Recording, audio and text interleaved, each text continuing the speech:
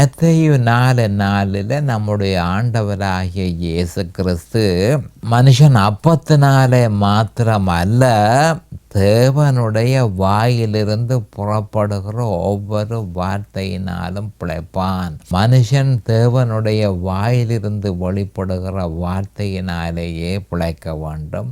அதுதான் தேவனால் நியமிக்கப்பட்டது. பழைய ஏற்பாடாக இருந்தான புதிய ஏற்பாடாக இருந்தன. பழைய ஏற்பாட்டில் உபாகமம் மட்டும் 3, புதிய ஏற்பாட்டில் மத்தேயு 4:4 இந்த வசனம் உறுதிப்படுத்தப்பட்டிருக்கிறது. தேவனுடைய வாயிலிருந்து புறப்படுகிற ஒவ்வொரு வார்த்தையினாலுமே மனுஷன் பிழைப்பான். ரோமர் 7:24 நிர்பந்தமான மனுஷன் நான், இந்த மரண சரீரத்தில் நின்று யார் என்ன விடுதலையாக்குவார்?